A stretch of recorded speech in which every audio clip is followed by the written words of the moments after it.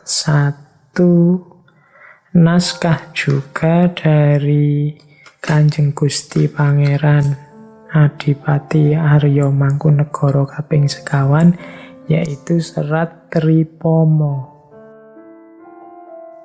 Serat Tripomo ini menceritakan tentang 3 orang kesatria, 3 orang pemimpin teladan yang kalau mau ditelusuri sebenarnya yang disebut ideal dan teladan itu bukan berarti tidak punya kelemahan, tapi dia punya keutamaan sikap sebagai seorang pemimpin yang bisa ditiru. Ini serat ini sering dikutip ketika menceritakan tentang kesetiaan kepada tanah air, ketika menceritakan tentang kepatuhan kepada pemimpin, menceritakan tentang keteguhan pada janji dan yang lain sejenisnya. Jadi Mangkunegara kaping sekawan dalam Tripomo mengambil contoh teladan 3 orang kesatria. Yang pertama adalah Patih Suwondo. Ini patihnya Arjuna Sosrobahu, yang nama aslinya waktu muda adalah Bambang Sumantri.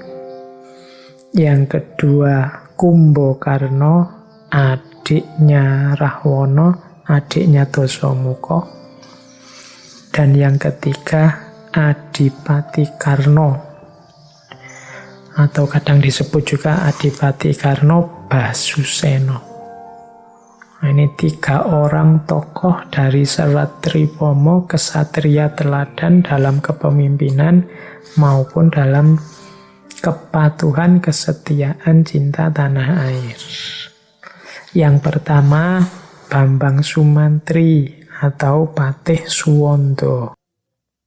Patih Suwondo ini putra seorang resi dari pertapaan Ardi Sekar yang namanya Resi Suwandagni.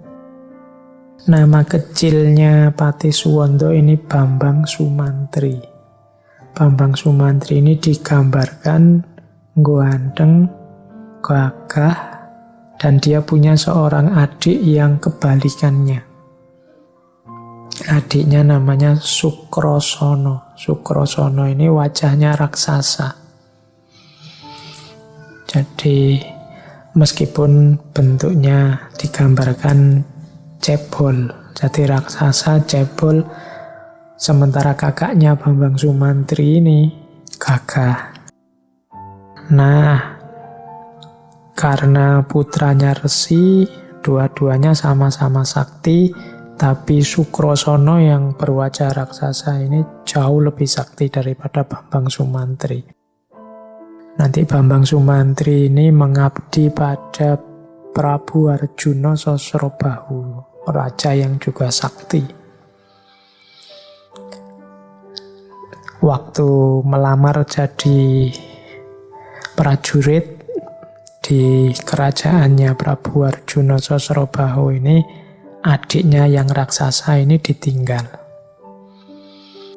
Nah, oleh Prabu Arjuna Sosrobahu, Bambang Sumantri diuji, diberi tugas untuk melamarkan seorang putri. Jadi zaman itu kan biasa kalau ada anaknya raja mau nikah, ada sayembara melamar. Yang melamar terus saling bertarung, siapa yang menang dia yang dapat putri. Nah, Bambang Sumantri dikasih tugas itu. Nama putrinya Dewi Citrawati. Nah, akhirnya ya karena sakti, Bambang Sumantri ini bisa mendapatkan Dewi Citrawati. Sekaligus nanti dapat selirnya sebanyak 800 orang. Ceritanya begitu.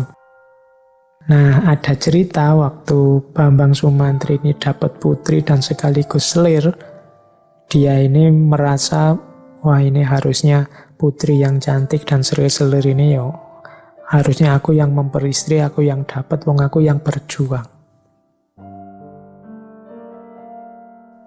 Aku kan sakti bisa mengalahkan semuanya. Nah, karena pamrih inilah nanti waktu dia menghadap Prabu Arjuna Sosrobahu, dia terus nantang perang. Tapi begitu ditantang perang dan bertarung, Bambang Sumantri ini kalah sakti sama Prabu Arjuna Sosrobahu. Karena dia melakukan sedikit kesalahan tadi, membantah rajanya, bahkan ingin memiliki permaisurinya, dia dihukum untuk memindahkan sebuah taman, namanya Taman Sriwedari, dari atas gunung untuk dibawa ke bawah ke istana. Wah, mau ndak mau Bambang Sumantri harus menyanggupi. Tapi dia bingung. Gimana caranya membawa taman dari atas gunung diangkat ke kerajaan, diangkat ke keraton. Nah, saat Bambang Sumantri ini bingung, datanglah adiknya Sukrosono. Sukrosono yang sangat cinta pada kakaknya, pas ditinggal kakaknya dia mencari-cari. Begitu ketemu kakaknya yang sedang kebingungan, akhirnya Sukrosono mau membantu karena Sukrosono ini jauh lebih sakti dari kakaknya. Asalkan dia diperbolehkan ikut Bambang Sumantri. Nah, akhirnya Bambang Sumantri mau, Sukrosono mampu menurunkan taman dari puncak gunung ke istana. Dan sebagai resikonya, Sukrosono ikut kakaknya di istana. Padahal Bambang Sumantri ini malunya luar biasa punya adik yang raksasa. Suatu ketika banyak putri yang melihat adiknya dan mereka merasa ketakutan. Oleh Bambang Sumantri, adiknya diusir, disuruh pulang, tapi adiknya tidak mau. Diancamlah dengan panah, terjadilah tragedi, panahnya lepas dan kemudian menewaskan adiknya Sukrosono. Dan adiknya nanti bilang bahwa dia akan kembali semacam membalas dendam pada kakaknya lewat orang yang juga punya fisik raksasa. Dan nanti pada akhirnya Bambang Sumantri jadi patih, namanya Patih Suwondo. Dan nanti dia akan pada saatnya bertarung dengan seorang raja dari Alengka yang teman-teman pasti sudah tahu, namanya Dasamuka. Ketika Dasamuka atau Rahwana ini ingin merebut istrinya Prabu Arjuna Sosrobahu tadi, Dewi Citrawati, yang dianggap titisannya bidadari. Dan nanti Prabu Suwonto akhirnya tewas di tangannya Rahwana, yang ada cerita bahwa saat itu adiknya Sukrosono menitis pada senjatanya Rahwana, masuk ke dalam senjatanya Rahwana. Oke, itu cerita yang ada di serat Tripomo. Yang tertarik teman-teman silahkanlah menjelajah kisah wayang-wayang lama. Dalam cerita Patih Suwondo atau Bambang Sumantri ini ada kesetiaan seorang patih kepada rajanya. Kalau dalam serat Tripomo, cirinya Patih Suwondo itu ada 3, yaitu Guno, Koyo, dan Purun. Pemimpin yang baik, kesatria yang baik, harus punya Guno, punya Koyo, punya Purun. Guno itu, ya kalau letterlek namanya manfaat. Dia punya keterampilan, dia punya kesaktian, dia punya kemampuan. Kemudian Koyo, dia juga punya modal, punya harta. Kemudian Purun, dia punya kemauan keras. Cirinya pemimpin 3 itu, Guno, Koyo, Purun. Tokoh kedua adalah Kumbakarna. Ini kalau ini tidak saya ceritakan, teman-teman pasti sudah kenal. Adiknya Rahwana yang sama-sama raksasa, yang sebenarnya dia tidak setuju dengan kelakuan kakaknya, sehingga memilih tidur. Topo tapi tidur, tidak peduli dengan politik, tidak peduli dengan situasi, pokoknya tidur karena kecewanya dia sama Rahwana yang menculik istrinya Rama. Nah, nanti waktu kerajaannya diserbu, meskipun dia tidak setuju dengan kakaknya, dia tetap ingin membela kerajaannya. Dia tetap cinta tanah airnya, sampai kemudian tewas dalam peperangan. Nah, itu cirinya Kumbakarna, simbol dari cinta tanah air. Itu kesatria kedua dari naskah Tripomo. Kemudian kesatria ketiga Adipati Karna. Ini simbol kesetiaan, simbol keteguhan. Kesatria atau pemimpin itu yang utama punya kualifikasi, dia harus menepati janji. Meskipun janjinya pahit, meskipun itu kadang dilihat dengan kacamata kebenaran, dia sebenarnya nabrak kebenaran. Nah, itu pengalamannya Adipati Karna. Adipati Karna ini harusnya anak sulungnya Dewi Gandari. Kok Dewi Gandari? Dewi Kunti, ibunya para Pandhawa. Harusnya dia kakaknya Pandhawa yang paling tua. Cuma karena dia sejak bayi dibuang oleh ibunya, diangkat oleh seorang kusir, dia merasa jadi anaknya kusir, meskipun darah bangsawan mengalir dalam dirinya, sehingga dia mampu belajar ilmu kesaktian, ilmu kanuragan, setara dengan adik-adiknya dari Pandhawa. Tapi nanti waktu dia besar, dia ditolong oleh Duryudana dari Kurawa. Dia merasa berhutang budi dan berjanji apapun yang terjadi akan membela Duryudana, membela Kurawa. Jadi ini nanti diambil sebagai simbol kesetiaan, kepatuhan pada janji. Pemimpin itu tidak boleh mencela-menceli.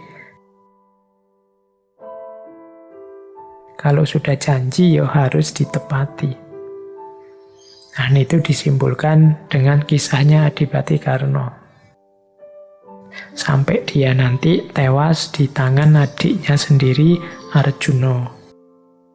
Jadi 3 kesatria ini sebenarnya ceritanya agak sad ending. Baik itu Bambang Sumantri, Kumbakarna, Adipati Karna. Bambang Sumantri yang tidak sengaja membunuh adiknya dan dia nanti dibunuh oleh Rahwana. Kumbakarna yang terpaksa harus tidur tapi kemudian membela tanah air meskipun tahu resikonya harus tewas. Dan Adipati Karna yang harus menepati janji untuk setia pada Kurawa dan melawan saudara-saudaranya sendiri. Inilah jalan pemimpin. Ya memang pahit. Banyak hal-hal yang tidak selurus, tidak semulus yang kita inginkan. Hidup ini tidak selalu seperti yang kita bayangkan. Kesulitan-kesulitan, kemudian jalan ceritanya tidak selalu pas seperti bayangan, tapi tetap seorang kesatria, seorang pemimpin akan dianggap utama kalau dia menetapi jalan keutamaan. seperti Adipati Karna tadi, ya dia tetap dikenal sebagai seorang ksatria yang setia dan menepati janji. Atau Kumbakarna, meskipun perang di pihak kakaknya yang angkara murka, dia tetap dianggap tokoh yang utama karena cintanya pada tanah air. Atau Bambang Sumantri yang patuh pada rajanya, patuh pada pemimpinnya, meskipun mengorbankan banyak hal. Nah, ini Serat Tripomo ini serat yang diangkat oleh Kanjeng Gusti Pangeran Adipati Arya Mangkunegara tentang 3 kesatria. Ada banyak nasihat, ada banyak keutamaan, mungkin tidak dekat dalam arti bisa segera kita jalankan. Semoga bisa tetap kita simpan yang pada saatnya mungkin kalau teman-teman nanti terjun ke medan hidupnya masing-masing, banyak hikmah yang bisa diambil, banyak pedoman yang bisa dipakai. Baik untuk diri sendiri maupun untuk anak cucu kita besok. Seperti saya bilang tadi, biar mereka juga tahu bahwa ada banyak sekali khazanah-khazanah keutamaan, biar mereka masih bisa hidup sebagai manusia yang manusiawi sekaligus ilahi.